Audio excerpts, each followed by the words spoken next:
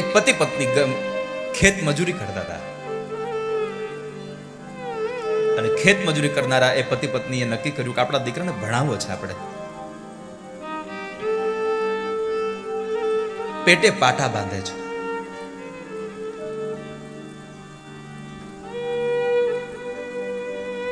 અને કાળી મજૂરી કરીને ગામની અંદર ભણાવ્યો. ગામડેથી એને શહેરમાં ભણવા માટે મૂકવા જાય છે. બાપ મૂકવા જાય છે, માં મૂકવા ન જતી.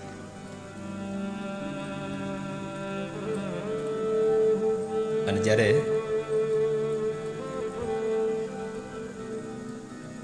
બાપ મૂકીને નીકળે છે,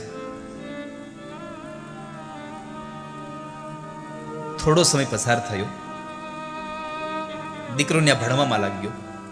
હોસ્ટેલમાં રહેતો હતો એટલે ઘણા બધા મોટા સંપત્તિવાન છોકરા બાપના દીકરાઓ પણ એની હારે હતા. એમાં એકાદ મહિના પછી એની માએ કીધું, સાંભળ્યું, હાલો ને આપણે લાલાને મળી આવીએ.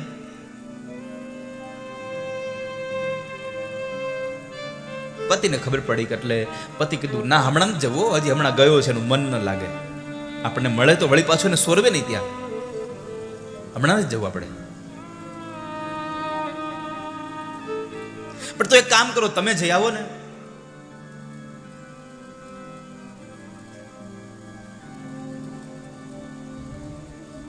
હા, હું જઈ આવીશ એક બે દિવસમાં હું જઈ આવીશ. આ શબ્દો સાંભળ્યા. મજૂર ઘર હતું વાલા, ઘરમાં પૂરું ખાવાનું ન હોય, છતાં દીકરાને ભણાવવા માટે કાળી મજૂરી કરે છે મા બાપ. અને દીકરાને મળવા જવાના હતા પોતાના પતિ, એટલે આડોશ પાડોશમાંથી થોડી બધી સામગ્રી માગી આવી. મારા દીકરાને ટોપરા પાક બહુ ભાવે છે, એટલે માએ એક ટોપરા પાક બનાવી અને એક ડબરો આપ્યો અને કીધું, અમારા દીકરાને દેજો, એને બહુ ભાવે છે ટોપરા પાક. બાપ બિચારો ચાલતો ચાલતો મળવા જાય છે શહેરમાં. છોકરો સ્કૂલે છે.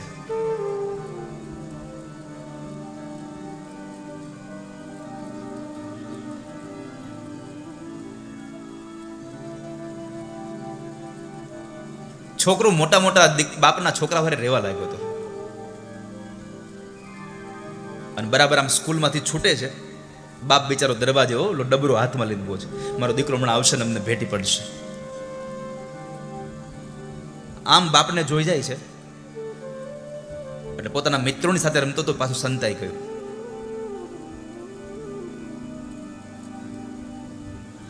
મિત્રો બધા જતા રહ્યા એટલે એક બાજુ આમ આમ પાછળથી જઈ એના બાપને એક બાજુ લઈને કહે છે, તમને આને આવવાનું કોણે કીધું હતું અહીંયા? તમને કોણે કીધું અહીંયા આવવાનું મને મળવા? આજ આવ્યા, હવે કોઈ દિવસ આવતા નહીં. બાપ કહે છે, ભાઈ હું નહોતો આવતો, પણ તારી માનું મન બહુ હતું ને, એ તને બહુ યાદ કરતી હતી.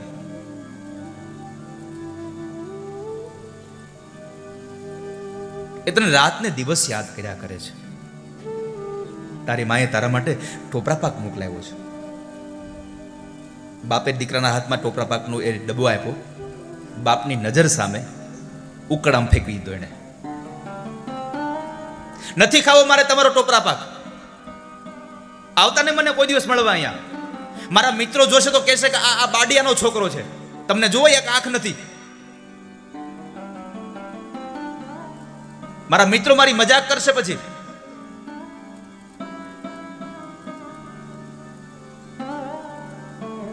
કઠણ હૃદયનો થઈ ગયેલો બાપો, ભલે ભલે ભાઈ, કઈ વાંધો, તું ભણ અહીંયા. દીકરાને મળીને નીકળેલો બાપ રસ્તામાં આંસુડા સારે છે. બાપ જેવો બાપ રડી ગયો છે. અને યાદ રાખજો, આ જીવનમાં બે જ વખત મા બાપ રડે છે. એક દીકરી ઘર છોડે ત્યારે ને એક દીકરો તર છોડે ત્યારે. બે વખત મા બાપ રડે છે.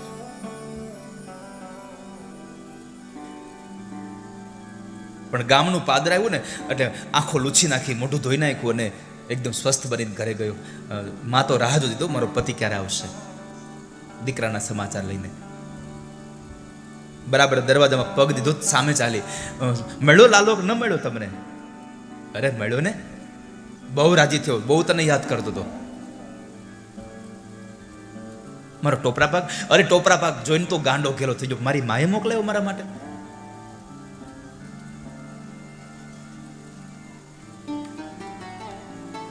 ધીમે ધીમે ધીમે ધીમે સમય વ્યતીત થવા લાગ્યો. એમાં બરાબર દીકરો 10મા ધોરણમાં 12મા ધોરણમાં સારા સારા ટકાથી પાસ થયો, અને એમાં બરાબર એક ધનવાનની દીકરી સાથે એમને પ્રેમ થઈ ગયેલો. પણ ધનવાને એમ કહ્યું કે હું તને પરદેશ ભણવા માટે મોકલી દઉં, પણ તારે તારા મા બાપને પછી કહેવાનું નહીં ગામડે, મારી દીકરી સાથે લગ્ન કરી લે. મા બાપને છોડી અને પરદેશ વયો ગયો. ન પત્ર લખે, ન ફોન કરે, કશું જ નહીં. ધનવાન દીકરીના બાપે એને ભણાવવા માટેની ફી ભરી દીધી, બધું થયું. ભણી ગણીને એ છોકરો ફરી પાછો આવ્યો અને વળી પાછો પોતે છોકરો કલેક્ટર થયો છે. ઘટના આ બાજુ એ ઘટી છે. દીકરાનો બાપ મૃત્યુ પામી ગયો છે, સ્ત્રી એકલી છે. એટલી ખબર છે કે અમારો દીકરો કલેક્ટર છે.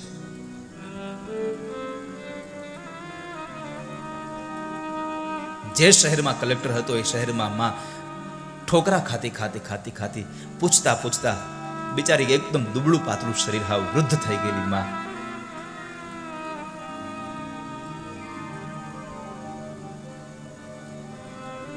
કલેક્ટર સાહેબના બંગલે આવે છે. દરવાજે ઊભી રહી અને પૂછું, ભાઈ આ કલેક્ટર સાહેબનો બંગલો છે? હા માજી, આ કલેક્ટર સાહેબનો બંગલો છે, મારે એને મળવું છે. માજી અહીંયા અત્યારે ન મળે હો. એમ ન કહ્યું હું દીકરાની માં છું, કારણ કદાચ હું એમ કહું કે હું કલેક્ટરની માં છું અને આ લોકો કદાચ હસે એના ઉપર કે કલેક્ટરની માની આ દશા, મારા છોકરા ઉપર હસે નહીં ને, એટલા માટે માએ એમ પણ ન કીધું હું કલેક્ટરની માં છું. એમ પણ ન બોલ્યા.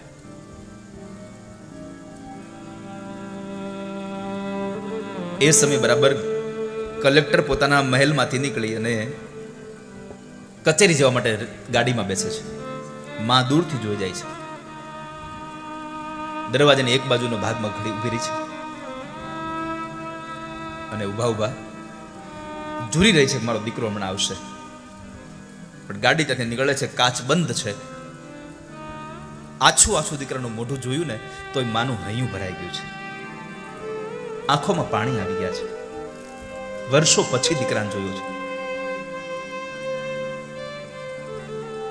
વર્ષો પછી સંતાનને જોયું હતું. આંખો ભરાઈ ગઈ. આખો દિવસ ત્યાં બેસી રહે છે. સાંજે ઘરે આવશે ને તો પાછું મોટું જોઈ લેશે.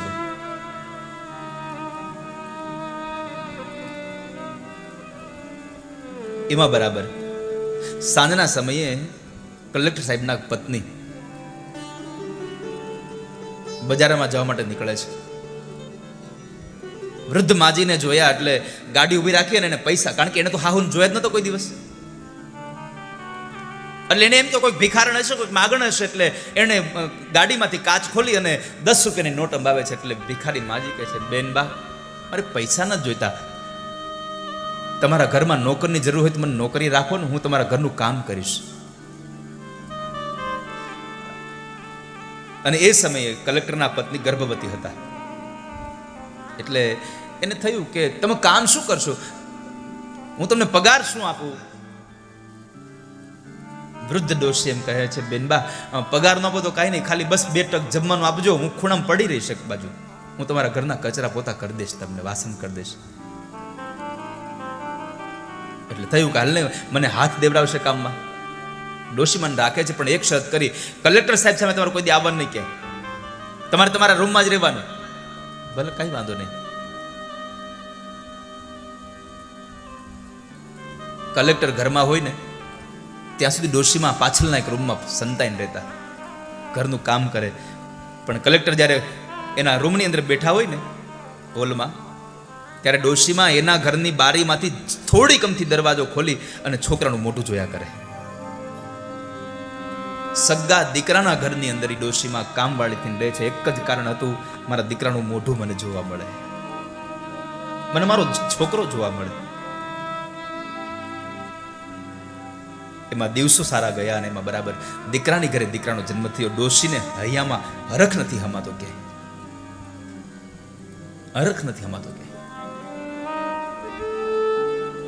અને દીકરો આવ્યો, સમય વ્યતીત થયો. એક વખતના સમય બરાબર સાંજના સમયે કલેક્ટર સાહેબ રવિવાર હતો, ઘરે હતા, અને સાંજના સમયે દીકરો બરાબર બહુ કજ્જો માંડ્યો કરવા, બહુ રડતો હતો.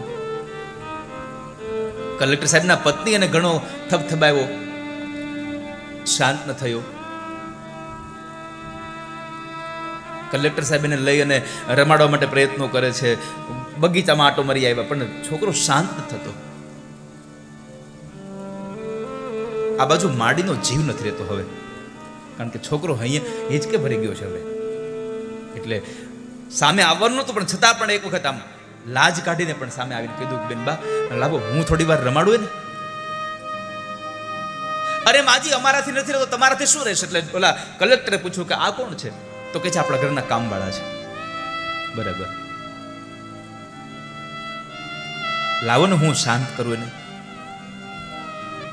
પતિ પત્ની અઢળક પ્રયત્નો કર્યા છતાં પણ દીકરો શાંત નહોતો થતો. બાળક માજીના હાથમાં આવ્યો, માજી હાથમાં લઈ અવળું ફરી સાડીનો છેડો ઓઢાડીને છાતીએ લગાડી અને થબથબાવ્યો ને તો બાળક શાંત થઈ ગયું. બાળક રડતું બંધ થઈ ગયું. કલેક્ટરે એટલું પૂછ્યું કે માજી તમે એવું કર્યું તો શું? કે આ છોકરો મેં આટલા પ્રયત્નો કર્યા છતાં પણ એ શાંત ન થતું, અને તમે આટલી વારમાં તમે શાંત કરી દીધું, તમે શું કર્યું? અને ત્યારે કલેક્ટરની માં એટલું જ બોલી હતી કે ભાઈ સાહેબ, તમે નાના હતા ને તો આમ જ રોતા હતા, ત્યારે મારો સાડીનો છેડો ઓઢાડું ને તો એ તમે શાંત થતા હતા મારા વાલા. આટલા શબ્દો બોલ્યા અને કલેક્ટરની આંખમાં આંસુ ભરાઈ ગયા. માના પગમાં પડીને કહે છે, માં હું ઓળખી ન શકો તને, મને માફ કરી દે. આખી દુનિયા મોઢું ફેરવી લેશે, શક્ય છે, પણ જેને તમને જન્મ આપ્યો છે ને માં, તમે ગમે તેવા થાશો, માં મોઢું નહીં ફેરવે કોઈ દિવસ તમારાથી. પણ કરુણા એ છે કે જન્મ દેનારી માં કોઈ દી મોઢું નથી ફેરવતી. અત્યારે દીકરો મોઢું ફેરવે છે પત્નીના કહેવાને લઈને. પત્નીના એકમાત્ર કહેવાથી મોઢું ફેરવી જાય છે.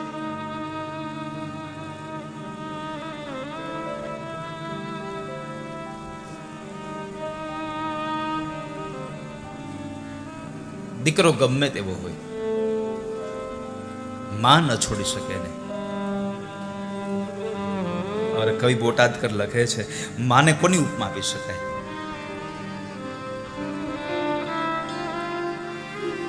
માં એક એવું પાત્ર છે, મમતાના રસથી ભરેલું વટ વૃક્ષ છે માં.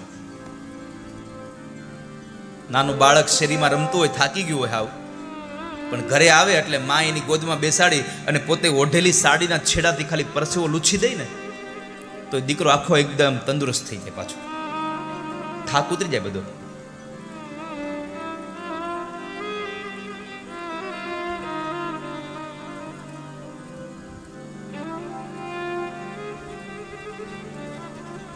ક્યારેક અનુભવ કરી જોજો.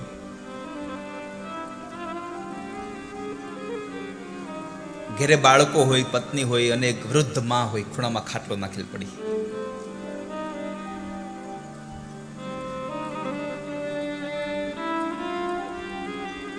રાત્રિના સમય તમે મોડા આવશો ને તો ઘરના લોકો તમારું જમવાનું ઢાંકી ડાઇનિંગ ટેબલ ઉપર અને રૂમમાં જઈને એસી ચાલુ કરીને સૂઈ જાય. પત્ની સૂઈ જાય છે, બાળકો સૂઈ જશે, પણ ખૂણામાં ખાટલો નાખીને પડી છે ને એ જ્યાં સુધી તમે ઘરે નહીં પહોંચો ને ત્યાં સુધી નિંદર નહીં આવે. એ આમથી આમ પડખા ફેર્યા કરશે. જેવો દરવાજાનો અવાજ આવશે એટલે નજીક આવેલા માણસ તરફ પૂછશે કે ભાઈ આવી ગયો બાપા? પણ દીકરો એમ કહે ને કે હા બા હું આવી ગયો.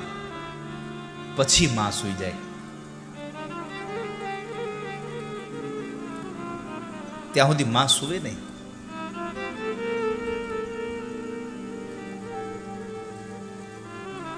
કારણ કે માં એ મમતાના રસથી ભરેલું વટ વૃક્ષ છે.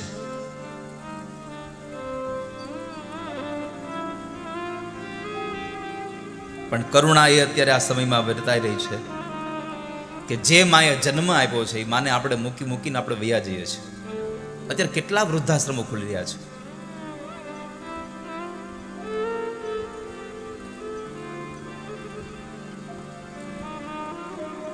ક્યારેક વૃદ્ધાશ્રમમાં જાજો ખબર પડશે, પણ એક વસ્તુ કેવી પડે હો, કે વૃદ્ધાશ્રમમાં જેટલા વડીલો ત્યાં રહે છે ને, એ કોઈ ખેડૂતના મા બાપ નથી. ત્યાં ખેતી કરીને પોતાનું જીવન ચલાવનારો ગરીબ માણસ પોતાના મા બાપને વૃદ્ધાશ્રમમાં મૂકવા નહીં જાય.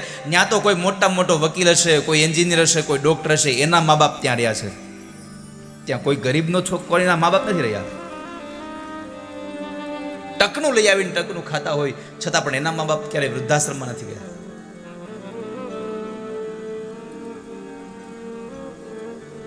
દીકરાઓને ભણાવી ગણાવીને મોટા કરે.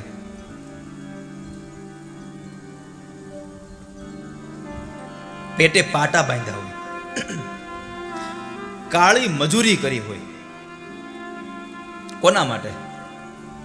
એક જ અપેક્ષા હોય ને કે આજ અમે મહેનત કરી લઈએ, અમારો દીકરો ભણી ગણીને મોટો થાય, પછી અમને ઈ જીવાડવાનો છે ને અમને ક્યાં કઈ વાંધો લેવાનો છે.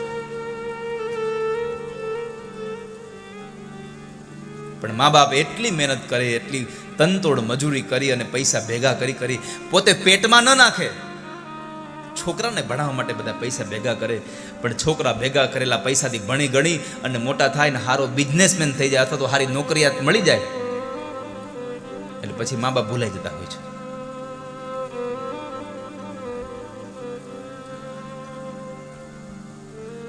મારે બહેનોને પ્રશ્ન કરવો છે, કેટલા લોકોની ઈચ્છા છે કે તમારો દીકરો અને તમારા દીકરાની વહુ તમારી વૃદ્ધાવસ્થામાં તમારી હારે રહે? કેટલા લોકોની ઈચ્છા છે તમારી વૃદ્ધાવસ્થામાં તમારો દીકરો અને તમારા દીકરાની વહુ તમારી હારે રહે? હજી એકવાર પ્રશ્ન કરું છું, સાંભળજો ખાસ. કેટલા લોકોની ઈચ્છા છે? હવે હાથ ઊંચો કરો. એક સૂત્ર તમારા કાયમ માટે તમારા માનસ પટલ ઉપર લખી નાખજો કે મારો દીકરો અને મારા દીકરાની વહુ મારી વૃદ્ધાવસ્થામાં અમે એની હારે રહેતા હોઈએ, અમારી હારે બધા રહેતા હોઈએ, આવી અમારી ઈચ્છા છે. તો સૂત્ર મારું લખી રાખજો કે તમારે તમારા દીકરાની હારે રહેવાની ઈચ્છા છે તો તમારો પતિ પણ કોઈકનો દીકરો છે, એને એના મા બાપ ભેગો રહેવા દેજો. કારણ કે એના મા બાપની ઈચ્છા હોય કે મારો દીકરો મારી ભેગો રહે, અમે સાથે રહીએ.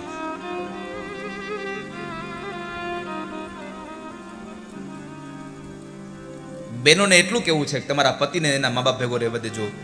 અને યુવાન પુરુષોને મારે એટલું કહેવું છે, તમે ગમે તેટલા મોટા કમાતા થઈ જાઓ, ગમે તેટલા તમે મોટા થઈ જાઓ, તમારી પાસે ગમે તેટલું દુનિયાનું જ્ઞાન આવી જાય, તમારા મા બાપને તમે કોઈ દી કહેતા નહીં, તમને ખબર ન પડે. ક્યારેક કોઈ વાત થતી હોય ને ક્યારેક વચમાં બોલે કોઈ, તો જિંદગીમાં ક્યારે એવું ન કેવું તમે બંધ થઈ જાઓ, તમને ખબર ન પડે. એને ખબર પડતી હતી એટલે તો તને કાળી મજૂરી કરીને ભણાવીને મોટો કર્યો છે. એને ખબર ન પડી હોત તો તને કેરનો મૂકી દીધો ક્યારનો.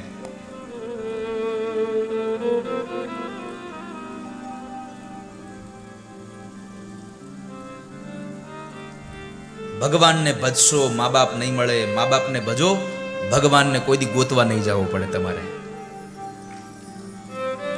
પરમાત્માને ભજવા હોય તો ઘરમાં જે પેલું તીર્થ મા બાપ છે એને ભજી લ્યો વાલા. મા બાપ રાજી હશે ને તો બધા દેવતાઓને પરાણે રાજી થઈને રહેવું પડશે તમારી માથે. એક માના અંતરમાંથી આશીર્વાદ નીકળી જશે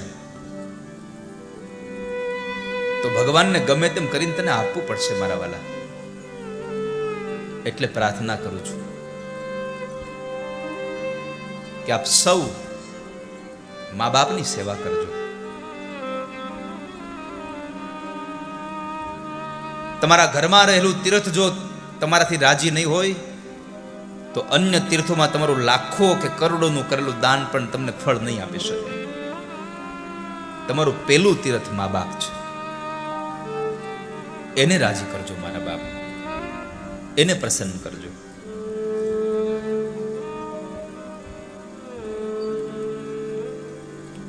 તમારી પાસે સંપદા ગમે તેટલી હશે,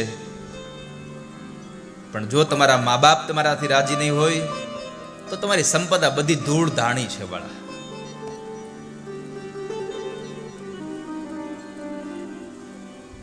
લાખો કમા પણ મા બાપ જેના નો ઠર્યા. લાખો કમાતા હો ભલે પણ મા બાપ જેના એ લાખ નહીં બધી રાખ છે એ માનવું ભૂલશો નહીં. મારે એટલું જ કહેવું છે મારા બાપ, ગમે તેટલો પૈસો થઈ જાય, ગમે તેટલી તમને કીર્તિ મળી જાય, જીવનમાં મા બાપને ક્યારેય ન ભૂલશો. તમે સુખી થવું છે, મા બાપને ન ભૂલશો ક્યારે. સંતાનથી સેવા ચહો, સંતાન છો સેવા કરો. સંતાનથી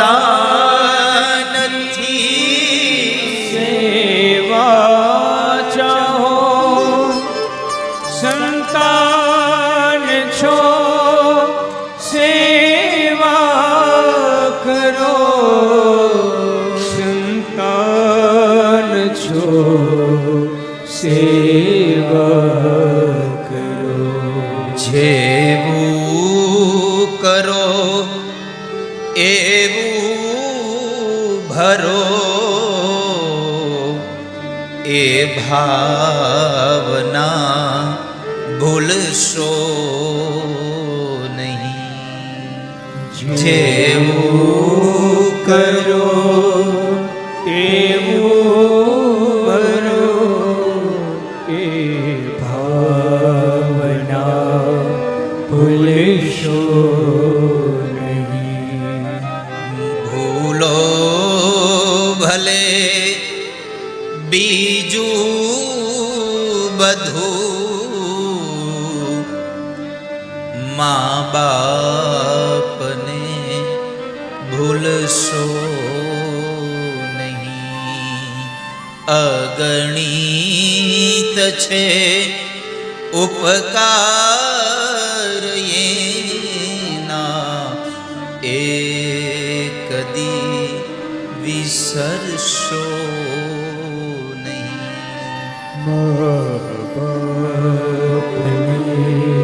ભૂલશો મળી હરીને જે દીનમાં, તે દી પરમેશ્વર જોને પશુ થયા. જેદી માં ન મળી તેદી ભગવાન નૃસિંહ અવતાર લઈને પશુ બનીને આવ્યા છે.